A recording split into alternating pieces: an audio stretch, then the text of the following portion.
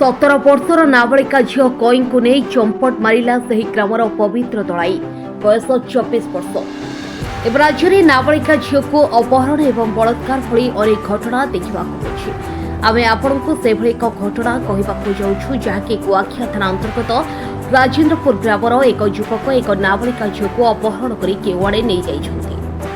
ଏଭଳି ଅଭାବନୀୟ ଘଟଣା ଦେଖିବାକୁ ମିଳିଛି ଯାଜପୁର ଜିଲ୍ଲା କୁଆଖିଆ ଥାନା ଅନ୍ତର୍ଗତ ରାଜେନ୍ଦ୍ରପୁର ଗ୍ରାମରେ।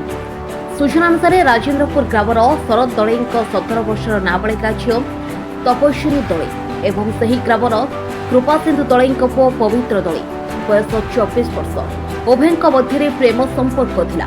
ଗତ 17 ତାରିଖ ରାତି ପ୍ରାୟ 2ଟା ସମୟରେ ପରିବାର ଲୋକେ ଜାଣିବାକୁ ପାଇଲେ ଯେ ନାବାଳିକା ଝିଅଟି ଆଉ ଘରେ ନାହିଁ।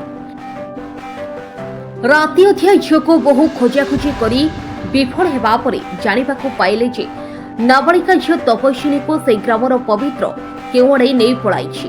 ଏନେଇ ପରିବାର ବର୍ଗ ସାଙ୍ଗସାଥୀ ଘର ବନ୍ଧୁବାନ୍ଧବ ଘର ଏବଂ ଅନ୍ୟାନ୍ୟ ଜାଗା ଖୋଜାଖୋଜି କରିଥିଲେ ମଧ୍ୟ ଉଭୟଙ୍କୁ କେଉଁଠି ପାଇନଥିଲେ।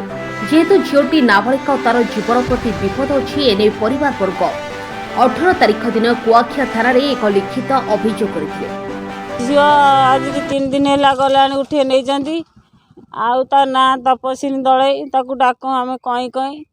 ଆଉ ଏମିତି ଆମେ ପାଉନୁ। ଲୋକ କବି ଦଳେଇ ନେଇଯାଇଛି। 17 ବର୍ଷ ତାକୁ 17 ବର୍ଷ ସେ ଝିଅକୁ ତାକୁ ଏମିତି ତାକୁ କିଡନାପ କରି ନେଇଯାଇଛନ୍ତି। ଆଉ ଆମେ ସମସ୍ତେ ବାପା ମା ଶୋଇଥିଲୁ, ସେ ଆସିକି ଝିଅକୁ ନେଇଯାଇଛନ୍ତି। ଆଗ କୋଉଠି ରଖିଛନ୍ତି ବୋଲିକି ତାର ମୁଁ ଆଉ ପାଉନାହିଁ। ଘରେ ତ ଆମେ ଏମିତି ବାପ ମା ଭାଇ ଭଉଣୀ ଆମେ ସମସ୍ତେ କନ୍ଦା କନ୍ଦି ହେଇକିନି ସମସ୍ତେ ଏମିତି ବ୍ୟସ୍ତ ହେଇକିନି ରହିଛୁ। ଆମେ ଆଉ ଆଗେ କ'ଣ କହିବୁ? ପୋଲିସ କହିଲି ମୋର ପିଲା ଦରକାର, ମୋ ଝିଅ ଦରକାର। ମୁଁ ଆଉ କ'ଣ କହିବି? ନେଇଛି କ'ଣ ପାଇଁ ଆମେ କହିକି ନେଇଛନ୍ତି? ଆମେ କ'ଣ ଏତେ କଥା ଜାଣିଥିଲୁ? ଝିଅ ତାଙ୍କର ଥିଲା ଆମେ ସେଟା କହିଦେଲେ ଜାଣି ଶୁଣି କ'ଣ ଆମେ ଝିଅକୁ ବିଦା କରିଦେଲୁ? ଝିଅ ତାର ସେମିତି ଝିଅ ପୁଅ ଝିଅ ତାଙ୍କ ରିଲେସନ୍ ଥିଲା କି କ'ଣ?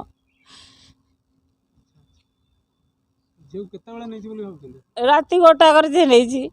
ଆମେ 2ଟା ରାତିରେ ଉଠିଲା ବେଳକୁ ଆଉ ଝିଅ ନାହିଁ। ହଁ, ସିଏ ଆମ ଓଳିକଡ଼ରେ ଛକିଥିଲେ ଲୋକ କହୁଛନ୍ତି, ସବୁ ଜାଣିଛନ୍ତି।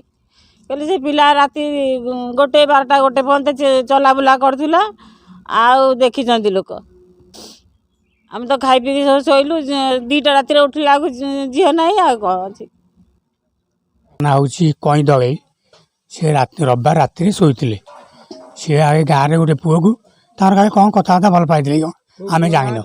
ପୁଅ ନାଁ ହେଉଛି ପବିତ୍ର ଦଳେଇ, ବାପା ନାଁ କୃପାସିନ୍ଧୁ ଦଳେଇ। ଆଉ ରବିବାର ରାତି 2ଟାରେ ତାଙ୍କର ଉଠିକି ଦେଖିଲେ ସେ ନାହାନ୍ତି। ତେଣୁକରି ସେ ଖୋଜା ଖବର କଲେ। ସେ ପୁଅ ଘରକୁ ପଚାରିଲେ। ପୁଅ ଘର କହିଲେ ଯେ ଆମର ଗାଡ଼ି ନାହିଁ, ପୁଅ 2ଟା ବେଳୁ ବି ନାହିଁ। ଆମେ ତାକୁ ପଚାରିଲାକୁ ଯେ ପୁଅ କୁଆଡ଼େ ଗଲା, କହିଲା ଆମେ ଜାଣିନୁ। ସେଠୁ ଖୋଜ ଖବର ନେଲାକୁ ପବିତ୍ର ଦଳେଇ ସେ ଝିଅକୁ ନେଇ ଫେରାର ହେଇଯାଇଛି। ତେଣୁକରି ଆମେ ଯାଇ ଥାନାରେ ଅଭିଯୋଗ କଲୁ। ଥାନାବାଲା ଆସିଲେ, ଖାଲି ଇନକ୍ୱାରି କରିଦେଲେ, ପଳେଇଗଲେ। ଆଉ କିଛି ତାର ହେବାସ୍ତ ନେଲେ ନାହିଁ। ତେଣୁକରି ଆମେ ବାଧ୍ୟ ହେଇକିରି ମିଡ଼ିଆ ବାଲାଙ୍କୁ ଡକେଇ ଇଏ କନୁ। ଆଉ ଦାବି ଆମର ଝିଅ ଦରକାର। ଆଉ ଆମର ଯାହା ହଉ ଆମର ଝିଅକୁ ଆମେ ଘିନି ଆସିବୁ। ଆପଣ ଯେଉଁ ଅଭିଯୋଗ କରୁଛନ୍ତି ସେ ପିଲା ନେଇଯାଇଛି, କେମିତି ଜାଣେ ସେ ପିଲା ନେଇଯାଇଛି ବୋଲି? ପିଲା ନେଇଯାଇଛି ବୋଲିକି ଆମେ ତା ଫୋନ୍ ନମ୍ବର କଲାକୁ ଫୋନ୍ ବନ୍ଦ, ସୁଇଚ୍ ଅଫ୍। ତାପରେ ତାର ଗାଡ଼ି ନାହିଁ। ତାପରେ ତାଙ୍କ ବନ୍ଧୁବାନ୍ଧବ ସମ୍ପର୍କରୁ ଜାଣିପାଇନୁ। ସେ ତାଙ୍କର ଉଦ୍ୟୋଗୀରେ ନେଇ ରଖିଥିଲେ। କାଲି ସକାଳୁ ପଳେଇଛନ୍ତି। ଆଗରୁ କିଛି ସମ୍ପର୍କ ଥିଲା ବୋଲି ପୁଅ ଝିଅର ଆପଣ ଜାଣିଛନ୍ତି? ହଁ, ଆଗରୁ କିଛି ସମ୍ପର୍କ ଥିଲା କି ଝିଅ? ହଁ, ପୁଅ ଝିଅ ସମ୍ପର୍କ ଥିଲା। ସେ ଫୋନ୍ କରିଥିଲା। ତା ସିମ୍ ଅଛି, ତା ମୋବାଇଲ ଅଛି, ମୋବାଇଲରେ ଫଟୋ ବି ଅଛି। ଲିଖିତ ଅଭିଯୋଗକୁ ଭିତ୍ତି କରି ତଦନ୍ତ ଜାରି ରଖିଥିବା କୁଆଖିଆ ଥାନା ଅଧିକାରୀ ଏବଂ ଯାଜପୁର ଏସ୍ଡିପିଓ ସୂଚନା ଦେଇଛନ୍ତି। ତେବେ ଦେଖିବାକୁ ବାକି ରହିଲା କୁଆଖିଆ ପୁଲିସ ଅପହରଣ ହୋଇଥିବା ନାବାଳିକା ଝିଅକୁ କେବେ ଉଦ୍ଧାର କରୁଛି, ଆଉ ଅପହରଣକାରୀ ଅଭିଯୁକ୍ତକୁ କି ଦଣ୍ଡ ଦେଉଛି। ଯାଜପୁର ବ୍ୟୁରୋ ଚିଫ୍ ନାରାୟଣ ରଥଙ୍କ ରିପୋର୍ଟ, ବଜ୍ର ସମ୍ବାଦ।